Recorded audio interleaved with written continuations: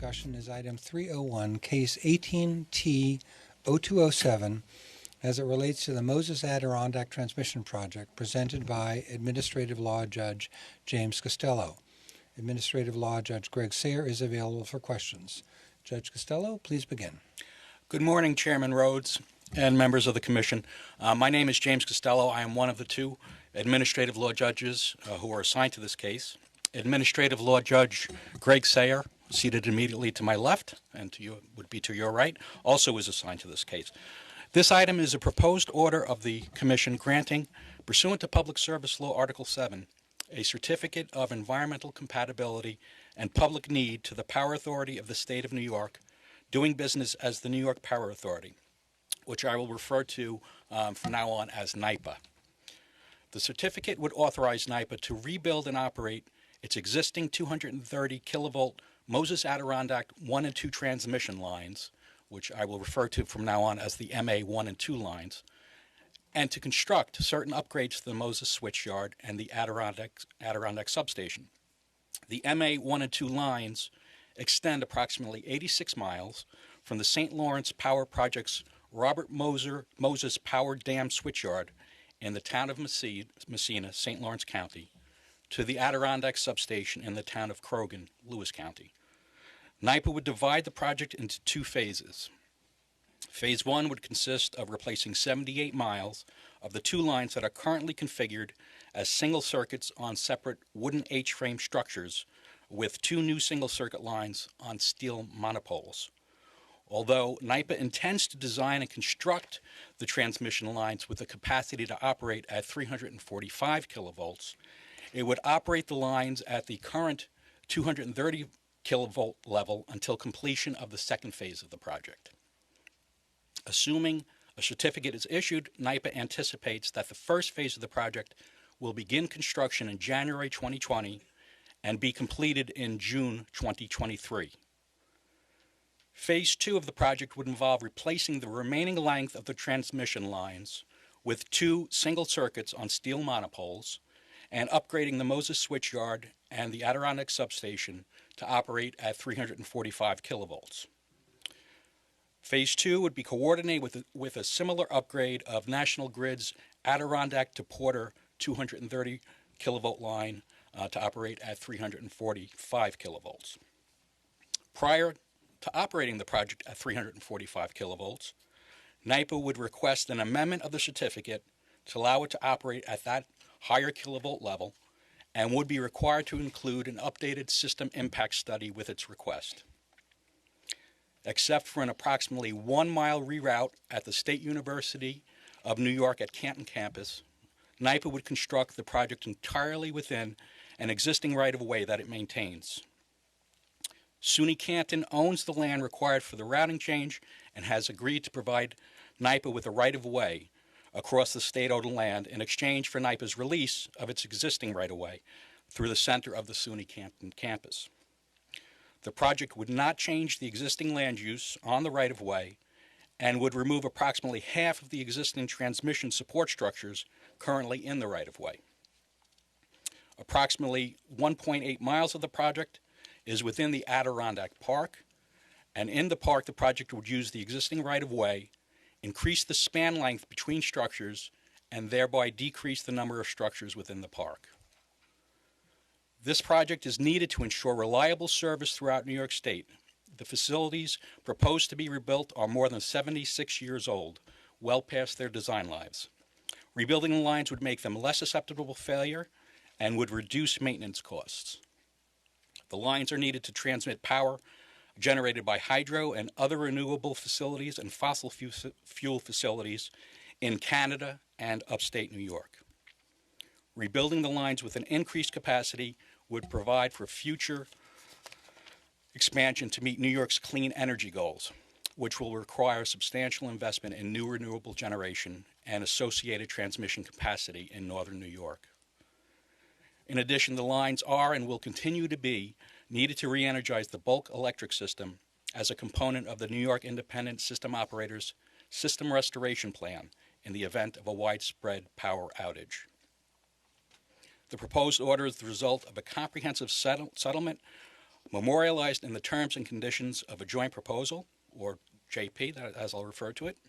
The JP in this case is supported by 4 parties that have been active in this proceeding: NYPA, Department of Public Service staff, the Department of Environmental Conservation, and the Department of Culture and Markets.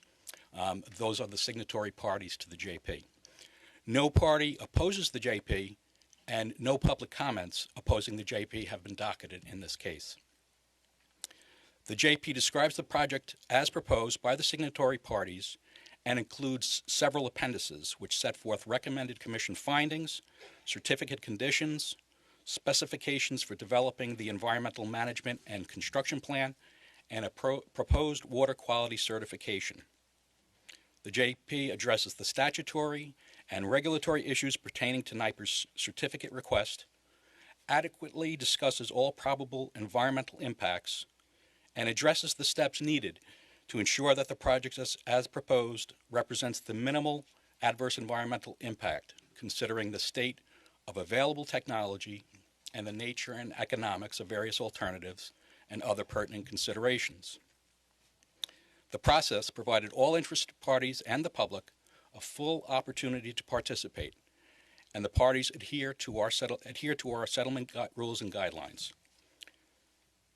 This proceeding included numerous opportunities for public input. The terms and conditions of the JP will produce a reasonable result that is in the public interest and consistent with applicable state and commission policies. Accordingly, we recommend that the Commission adopt the proposed order, certificate conditions, the joint proposal, and appendices to the joint proposal with certain modifications. Thank you. We are now available for any questions that the Commissioners may have. Thank you, Judge Costello. I see this as a smart, careful, timely project that's valuable for the statewide system needs and for the statewide renewable energy needs. It's well designed. It has good minimization of impact with the very good use of existing right-of-way, attention to land use, attention to habitats, and on balance is, as a result, on balance is very much in the public interest. I also find this has been a good process, open, transparent, with good and full public opportunity to comment. I am going to support this this project. Commissioner Berman. Thanks. I also support this project and echo the words of the chair and agree with it. So I'll be supportive. Thank you. Thank you. Commissioner Lisi. Thank you, Mr. Chairman. I'll be supporting this. It looks to me like all the bases have been covered. The 4 major entities that are mentioned in the report have put forth good reasons why this should be done, and in a cohesive way. Particularly important to me was the attention given to the environment and some of the threatened species and things of that nature going through the Adirondack Park, et cetera, et cetera. It's just surprised that given the current condition of things that maybe this might have been done sooner, but in any event it's before us right now, so I'll be happy to support it. And I'm just curious if the person to your left oh great. Welcome back. Thank you. I'll be supporting this. Thank you very much. Commissioner Edwards. Thank you. I just have a couple of questions. It looks like it says that it's going through 12 towns, Correct. but the public sessions were not held in all of the towns, unless I'm reading it incorrectly. No, that's correct. I believe there were 4 public sessions held throughout the span, different spans, and they were set so that it would be convenient for people to get to those areas. But they were set throughout the 88 miles of the line. So there were 4 areas that were set. So all the towns were notified. Everybody It's just was that the session. notified. Okay. Correct. All right. Okay, that's fine.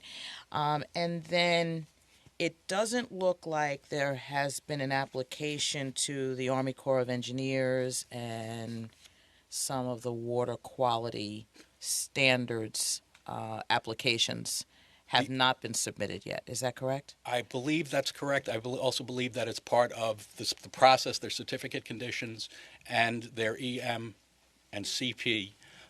They'll take care of all of this required. So this has to go first, and then the Correct. submission has to go there. Okay. All right. That's the only questions I have. Thank you.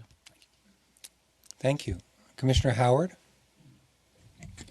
I also will be supporting this item.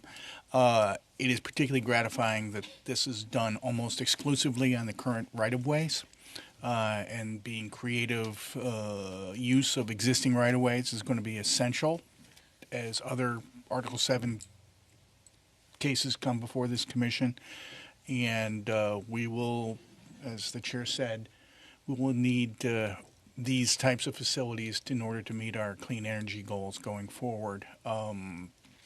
And I think it can be a model for other communities and developers to try to maximize the amount of existing right-of-way and lack of disruption of the areas that these facilities are going through. So thank you.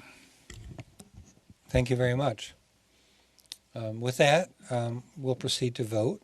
My own vote is in favor of the recommendation to adopt the joint proposal with modifications and grant the Certificate of Environmental Compatibility and Public Need as discussed. Commissioner Berman, how do you vote? Yes. Commissioner Lisi, how do you vote? Yes. Commissioner Edwards, how do you vote? Yes. And Commissioner Howard, how do you vote? Yes. The item is approved and the recommendation is adopted. We will now move to the consent agenda. Do any commissioners wish to comment on or recuse from voting on any items on the consent agenda? Commissioner Berman? Thank you. I do have a number of items that I won't be voting with the majority on. On items 161, 164, and 166, these relate to gas items, modifying gas tariffs. 161 and 166 in particular are modifying the gas tariffs in non-firm demand response programs and interruptible gas service programs. I do recognize that I believe staff is really diligently working on these issues and trying to figure out a pathway forward, and that this is one tool in the toolkit. I cannot, in good conscience, vote for these items and must abstain. My rationale for abstaining is because we are not addressing some of the core issues around gas, and therefore looking at these in isolation is very troubling to me. I do believe that there are many folks on all sides of the issue who are very interested in addressing them. There are also side issues that need to be dealt with in a way that is giving people certainty and understanding of what our pathway forward is. We do need to recognize that these issues are very difficult, but we need to tackle them in a way that is helpful. I do want to see, some real progress forward and figuring out solutions. My concern here is that, and the reason I'm abstaining is I don't have the critical information that I need to holistically understand. The items in particular, 161 and 166, the draft orders before us even talk about the fact that we're looking at no new gas service and addresses the moratoriums, at least by mentioning that in both the Con Ed and the National Grid territories. Therefore, it is incumbent upon me to drill down outside of the four corners of the orders and to understand where are we, what are we doing, how are we moving forward, what customers are impacted, what new customers may be impacted, and to understand that. We have several items and several orders that I've been looking at, and it's confusing to me as a decision maker on which ones we're looking at and which ones we're moving forward on and how they interrelate.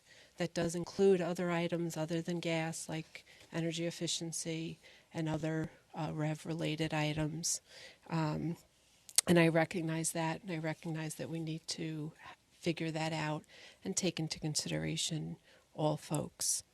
For me, I do understand that National Grid has submitted their implementation plan. I think we should be looking at that and addressing that, even though there was an extension to November 25th granted by the Secretary to the Commission on the other aspects of that. We do need to look at it. In the different cases, Smart Solutions, Con Ed moratorium, as well as others, we need to figure out how they all loop back together. For me, I also want to see, there was discussion on a report that would be addressing some of those issues. We need to fully understand that, fully see it, and also looking at the other issues, including asking for responses by various folks. And that's something that I think we need to, as a whole, as a commission, really get under the hood on and do that due diligence. So therefore, I'm going to be abstaining from all three of those items. It's critically important that we address it in the real time, and so it's concerning. The other items that, 365, which is an EV tariff, I'm going to be concurring as it aligns with my past voting record. 367 and 371.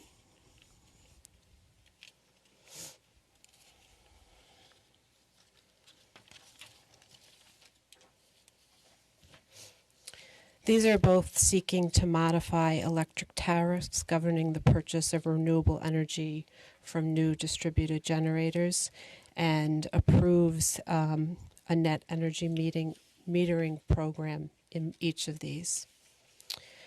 I will be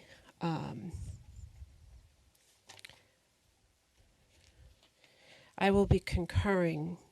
However, I think it's really important that we understand this and the nature of this and how it relates in general. For me, 367 and 371, while on its face appears to be trying to address in a proper way the need for these tariffs, the munis in these cases, as well as others, have sought to modify the tariffs on a voluntary basis because they're not subject to the utility tariffs, and I understand that. It does it a bit, in these cases, both of these do it a bit differently than the utility tariffs. And I'm flagging this because my concern is that I want us to be looking at how the munis are doing it differently. I think in this case, the way I understand it, is that it makes sense, at least initially, for them to be doing it differently, because to do it the way the utilities are doing it would be very cumbersome for the munis from a billing system perspective. However, we really do need to watch if there are any negative ramifications to the customers, especially on the cash out that go to the developers. So I'm just flagging it because I do want to make sure that we are carefully looking at them and seeing how this may be, especially as it gets increasingly ramped up from a renewable perspective. So really need to be careful on this and really need to make sure that we're helping the munis and the customers and the developers that will be involved in this to incent that. So something I just want to make sure we're looking at.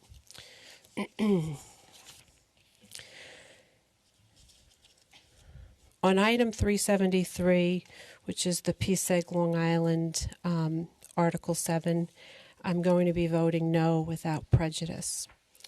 I don't take that lightly. The way I look at it for myself is that I reviewed all the underlying papers. I looked carefully at this, and for me, different from the 301, where it seemed like it was a much more deliberative and much more making sure we were including folks and having public statement hearings. This seems very rushed. We did in September an underlying order on PSIG Long Island at the same time that the notice for this was going out. And I can see that there might be some confusion from those folks who weighed in on the September, the one that led to the September order, thinking that some of their concerns that were being addressed there, that they didn't need to respond to further because they had already submitted that and may be confused. I think there needs to be more notice and time for those affected Long Islanders to weigh in. I do support that it's being done in a phased-in project with focused planning, and that the company diligently has been and will be continuing to hold public meetings about the project in the impacted communities. I know that there are 3 open houses being held this week. However, to me, that's after we've decided it, and there might be some good information that we get from those folks impacted, especially as there were changes made in collaboration with staff after the petition. So for that, I can, in good conscience, vote for this, and I want to make sure that the towns that have been vocal before in other areas, as recently as the September order, would be given time and more direct outreach to ensure that any potential issues would be addressed by us at the get-go. We've worked well with these towns. The company has worked well with these towns. I don't think that that will change, but I do want folks to be aware that I do want to see less of what I see as a rush to get this on. I don't understand what the need for that was, so I didn't have that in the record to feel comfortable saying, despite that, we need to move faster. So that's where I come on 373, which is no without prejudice to renew this before us. On 374, I will be concurring, but I do want to just note something I've raised before, that there is there was a reliance on the staff's work product, white papers in this case, that led to some reliance on them changing what they were doing based on the direction that the staff was going in a white paper. Parties should be very aware that it's the commission that speaks for itself. And despite staff white paper, that does not necessarily mean that the commission as a body will rubber stamp that. So to the extent that there is some reliance on what was being done in a staff white paper, I think that it's really incumbent upon us to reinforce the message that we will be reviewing as a whole all parties' comments and taking that into consideration. And that white paper or any working documents from staff does not mean that the commission is blessing that as a done deal. So it's something that people need to take into consideration. On item 375, which is the motion of the commission, the petition that was made by NYSERDA to increase its administrative costs, I am a no. For me, it is not something that I take lightly. I do understand the hard work that NYSERDA does, but this budget request seems very bulky to me. And I am concerned about what that means.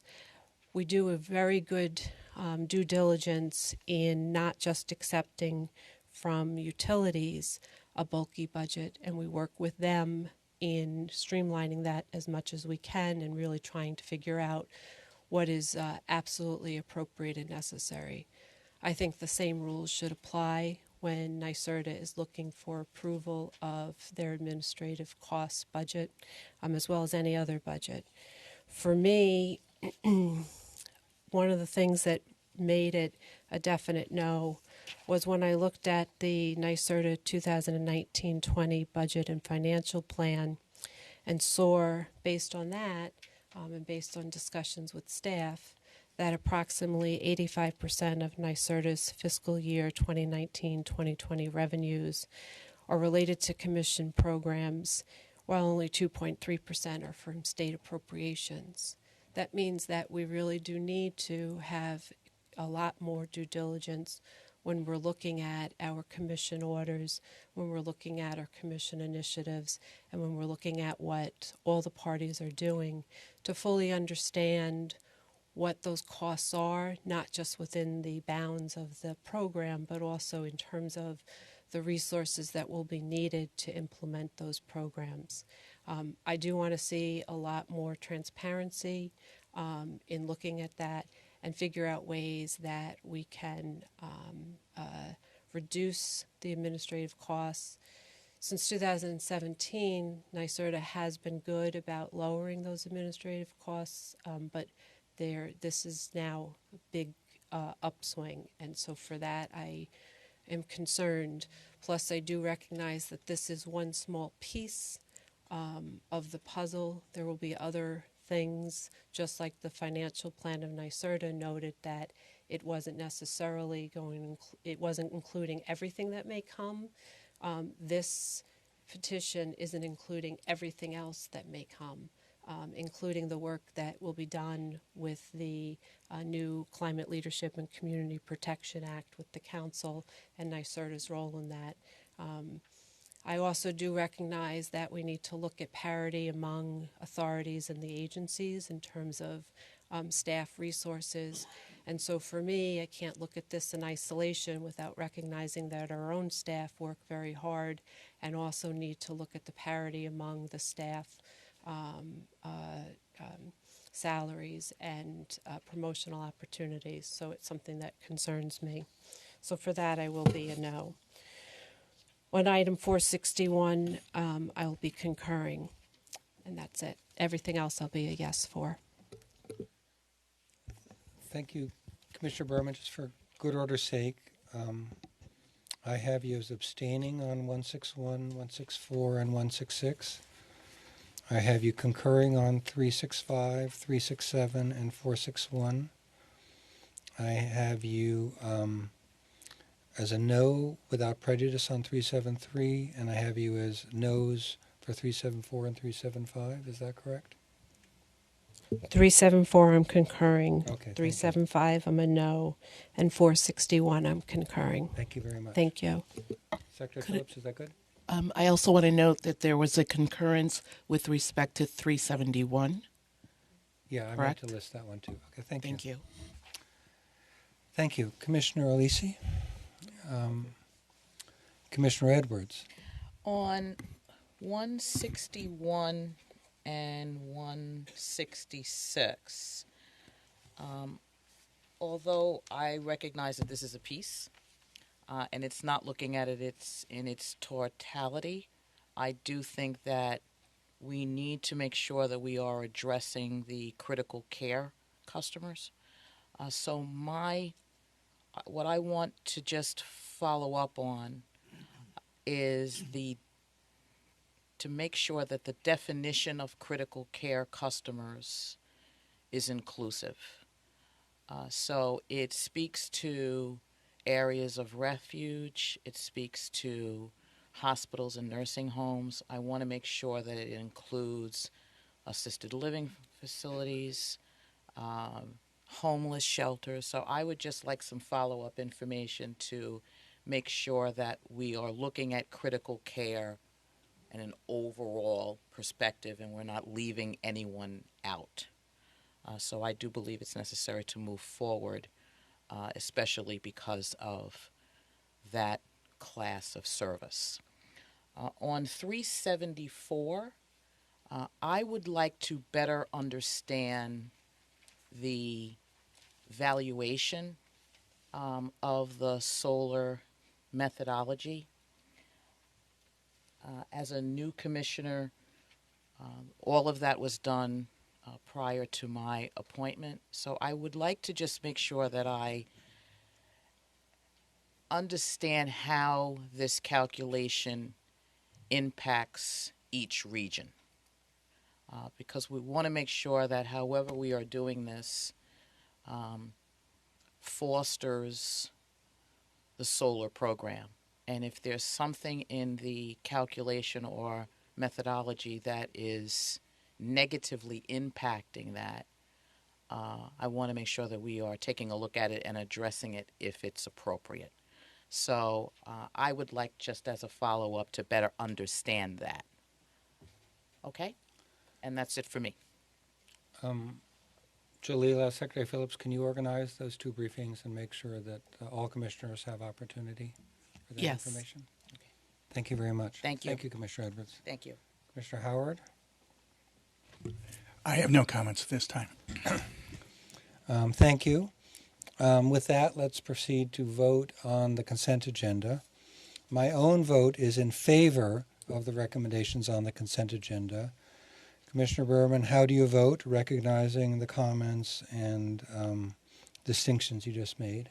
I vote yes for all others. Thank you. Commissioner Lisi? Yes. Commissioner Edwards? Yes. Commissioner Howard? Yes. The items are approved and the recommendations are adopted. Secretary Phillips, is there anything further to come before us today?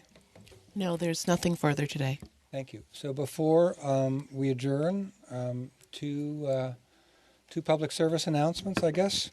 The HEAP program is now open now that winter, by calendar and actually by reality, is here. And so they're open to receive applications.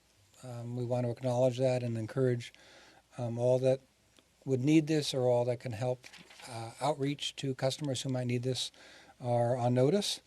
And also appreciate the staff's work and the utilities' work on the voluntary winter protection efforts for this winter season. That's important too, and would like to have that be attended to with maximum attention. So thank you very much. With that, we are adjourned. Thank you. Thank you.